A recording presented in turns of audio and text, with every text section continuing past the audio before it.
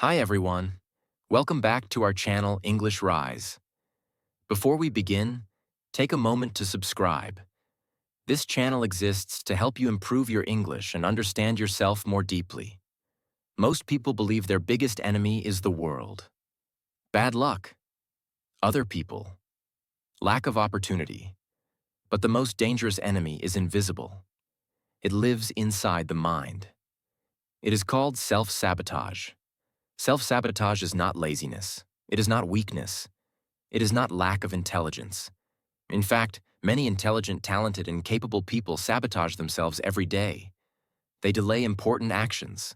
They destroy good opportunities. They quit right before progress. They repeat the same mistakes. And often, they do not even know why. This video is not about motivation. It is about understanding. Because you cannot fix what you do not see. Part 1. What self-sabotage really is.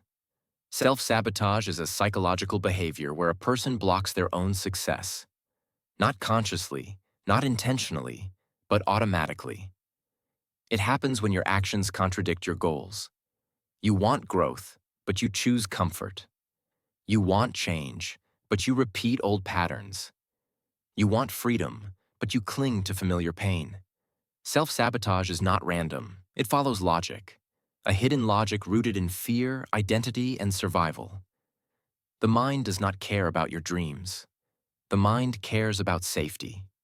And often, success feels unsafe. Part 2. Why the brain fears success. The human brain evolved to protect us from danger, not to make us successful. In the past, danger was physical. Predators, hunger, cold. Today, danger is psychological. Rejection, failure, judgment, responsibility. Success brings exposure. Exposure brings risk. And the brain asks, what if you fail? What if you are judged? What if you lose everything? What if you change and people leave? To the brain, staying the same feels safer than becoming more, so it creates resistance, not as pain, but as distraction. Part 3. Self-sabotage as a form of self-protection. This is difficult to accept. Self-sabotage is not self-hate. It is self-protection. At least that is how the brain sees it. If you grew up in chaos, stability feels unfamiliar. If you grew up criticized, visibility feels dangerous. If you grew up ignored, success feels undeserved. So when life begins to improve, the nervous system reacts. It says, this is not normal. This is not safe. Something bad will happen. And it pulls you back. Part 4. The role of identity in self-sabotage. Identity is powerful. More powerful than motivation. More powerful than logic. If you see yourself as, I am not good enough. I always fail. I never finish. I am unlucky. Then success threatens identity. And the brain protects identity at all costs. People do not sabotage success because they hate themselves. They sabotage success because success conflicts with who they believe they are. Part 5. Why comfort becomes a prison.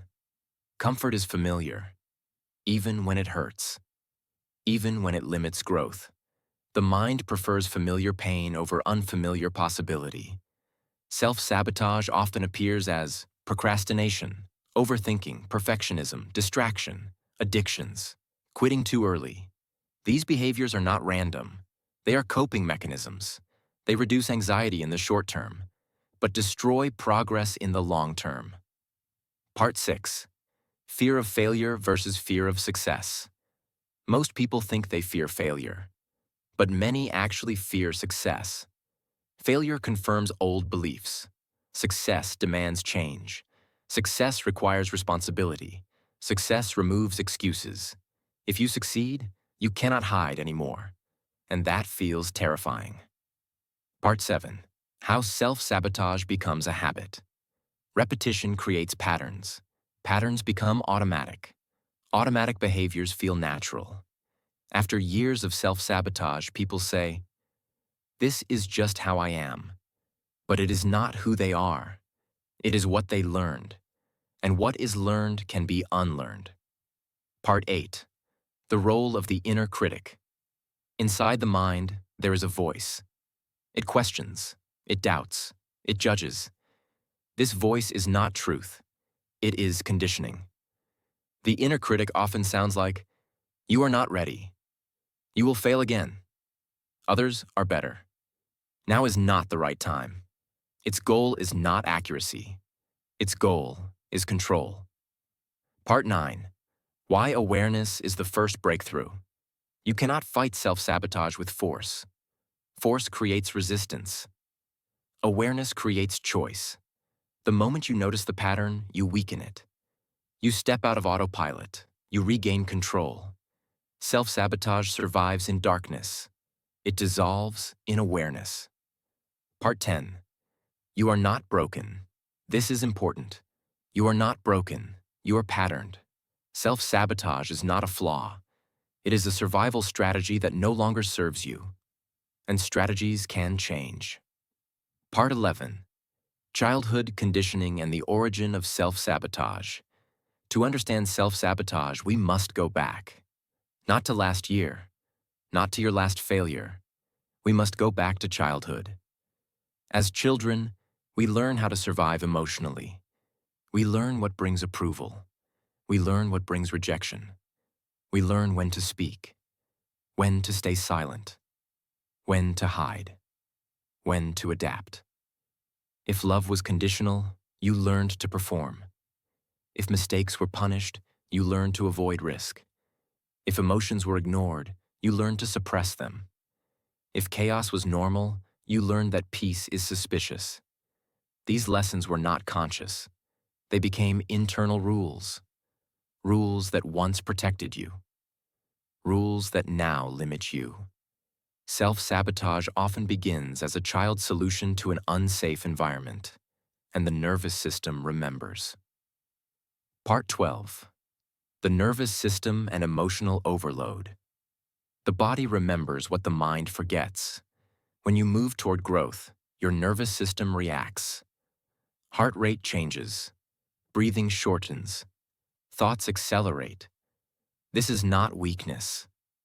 This is conditioning. If your nervous system learned that visibility equals danger, then success triggers stress, even if success is good. Self-sabotage is often the body trying to regulate itself, avoiding discomfort, avoiding emotional overload. The problem is not ambition. The problem is unprocessed emotion. Part 13. Why procrastination is an emotional response. Procrastination is misunderstood. It is not laziness. It is emotional avoidance. When a task triggers fear, shame, or self-doubt, the brain looks for relief. Scrolling, eating, sleeping, distraction. The brain is not asking, "Is this important?" It is asking, "Does this feel safe?" Until the emotional response is addressed, logic will not work. Part 14.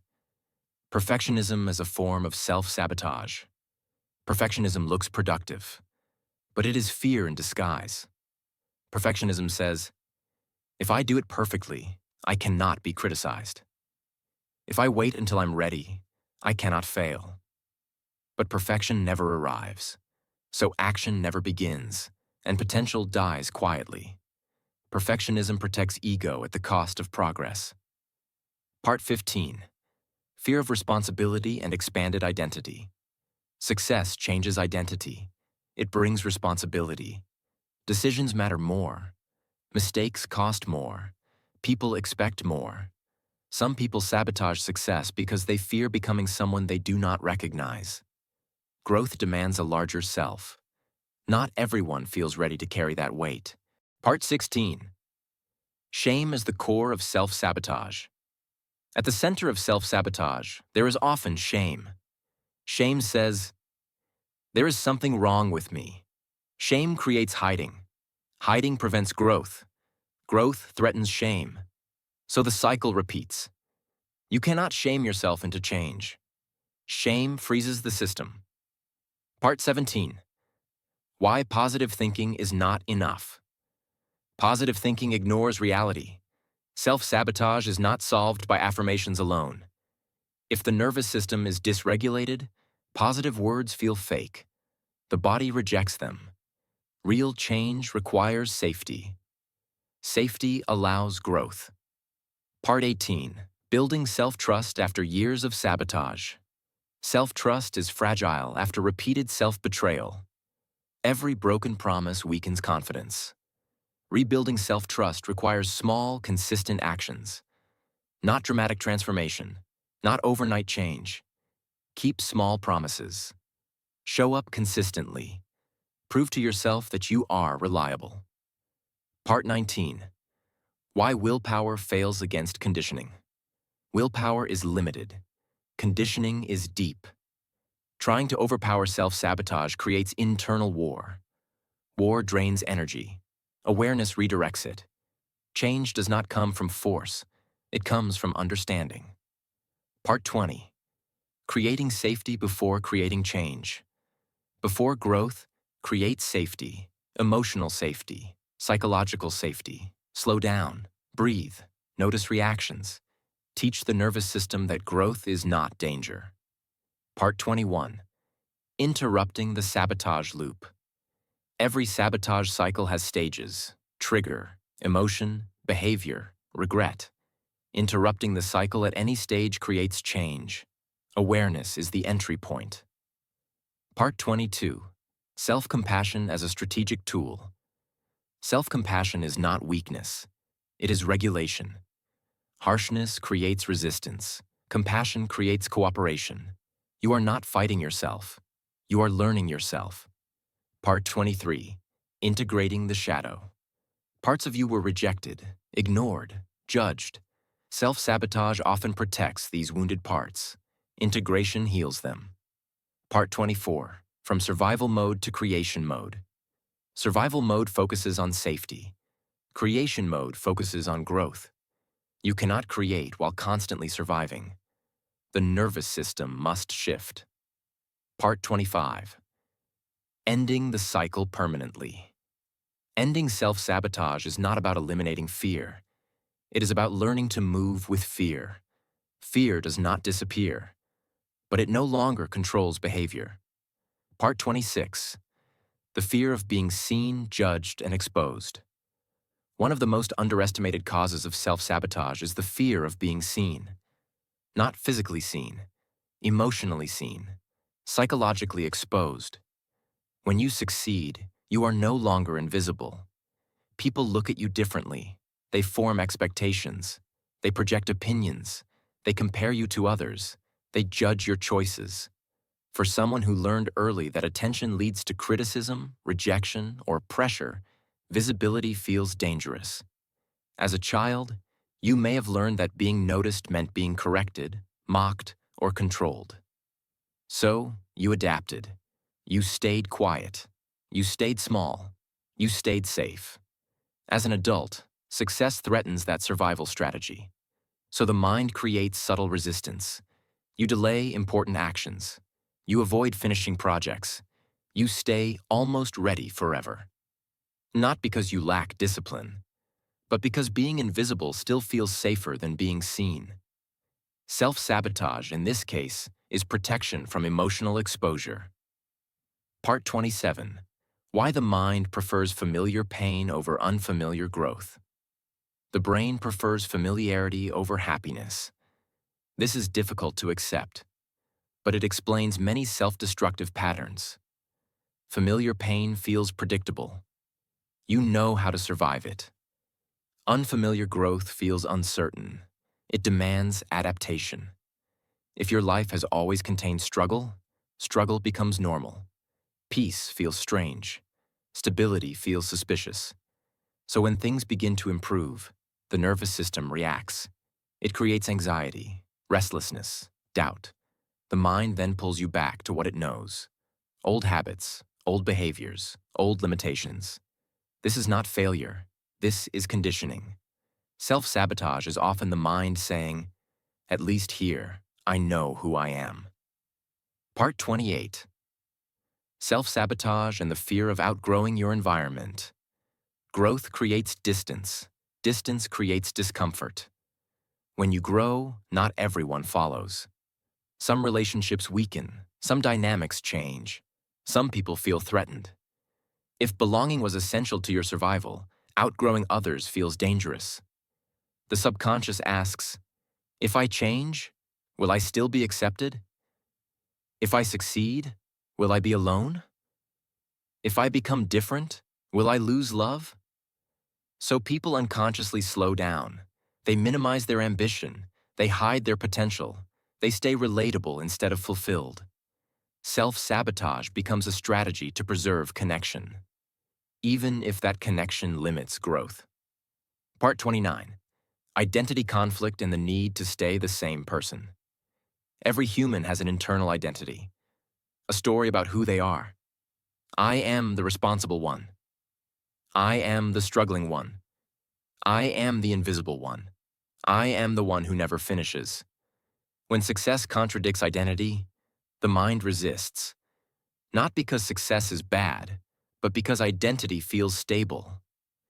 Changing your life means changing how you see yourself, and identity change feels like death to the ego. Self-sabotage protects the old identity. It says, at least this version of you survived. Part 30. Why intellectual understanding does not create change. Many people understand self-sabotage intellectually. They know the patterns. They know what they should do, yet nothing changes. This happens because behavior is not controlled by logic. It is controlled by emotional memory and nervous system responses. You can understand fear and still feel it.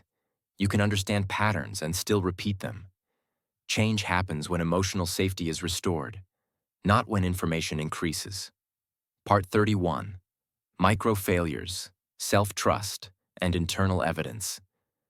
Every time you promise yourself something and do not follow through, trust erodes. The mind keeps records, not consciously, emotionally. After years of broken promises, the nervous system expects disappointment. So it resists effort. Why try if history says you will quit? Breaking self-sabotage requires creating new internal evidence. Small actions, consistent behavior, reliable follow-through. Self-trust is rebuilt, not declared. Part 32. Distraction as modern self-sabotage. Distraction is not neutral. It is avoidance. Phones, social media, noise, constant stimulation.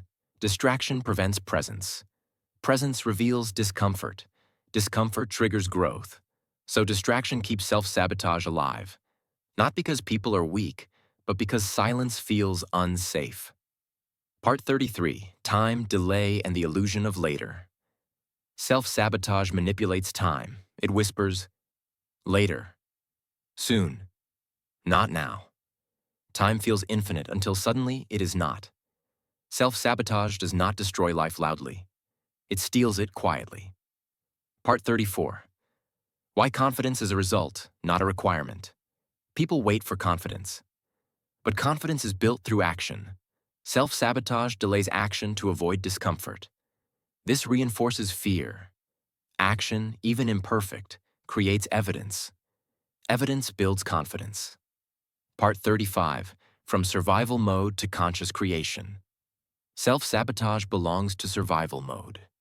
Creation requires safety. When the nervous system learns that growth does not equal danger, patterns dissolve. This transition is slow, but it is permanent. Part 36. Self-sabotage and the fear of consistency. Many people believe their problem is lack of motivation, but often the real fear is consistency. Starting feels exciting. There is hope. There is possibility. There is imagination. But consistency removes fantasy. Consistency demands repetition, routine, exposure to reality. When you act consistently, you see your real level, your limits, your weaknesses, your unfinished skills. Self-sabotage interrupts consistency to protect the ego from reality. It says, if I stop now, I can still believe in my potential. Part 37. Why some people only feel alive in crisis. For some people, calm feels empty. They grew up in chaos. So chaos feels normal. When life stabilizes, they unconsciously create problems. Miss deadlines. Start conflicts. Make impulsive decisions. This is not drama. It is conditioning. The nervous system learned to associate intensity with safety. Self-sabotage recreates chaos to feel familiar. Part 38. The relationship between self-sabotage and control. Self-sabotage can feel like control. If you destroy opportunities yourself, no one else can take them from you. Failing by choice feels safer than risking rejection. Quitting feels safer than being excluded. This illusion of control keeps people stuck, but it feels powerful. Part 39. How comparison fuels self-sabotage. Comparison distorts perception. You see others' results, not their process. Comparison creates pressure. Pressure activates fear. Fear activates sabotage. The mind says, "Why try if I will never be enough?" So it stops trying. Part 40. Self-sabotage and the loss of inner direction. When people disconnect from their own values, they lose direction. Without direction, effort feels meaningless. Meaningless effort drains energy. Self-sabotage grows where purpose is unclear. Part 41. Why change feels like grief. Change involves loss. Loss of identity, loss of familiar roles, loss of old versions of yourself. Self-sabotage delays change to avoid grief. But grief is part of growth. Avoiding grief extends suffering. Part 42. Building emotional capacity. The solution is not pushing harder. It is increasing capacity. Capacity to feel discomfort. Capacity to tolerate uncertainty. Capacity to stay present. As capacity grows, self-sabotage loses power. Part 43. Small courage over big promises. Big promises create pressure. Pressure creates fear. Fear creates avoidance. Small courage creates movement. Movement creates trust. Trust dissolves sabotage. Part 44. Learning to stay when it gets uncomfortable. Most people leave when discomfort appears. Growth requires staying, not forcing. Staying present. This is where patterns break. Part 45. Integration, not elimination. Self-sabotage is not eliminated. It is integrated. You learn to notice it, listen to it, then choose differently. Integration creates maturity. Final reflection. The quiet end of self-sabotage. Self-sabotage does not end dramatically. There is no explosion. It fades. As awareness grows, as safety increases, as self-trust returns. One day, you notice something different. You act without overthinking. You finish what you start. You move forward without fear controlling you. Not because fear disappeared, but because it no longer decides. If this video felt slow, that is intentional. Real change is slow. If you want to grow your English and your self-awareness together, subscribe to English Rise. This channel is not about speed, it is about depth, and depth changes lives.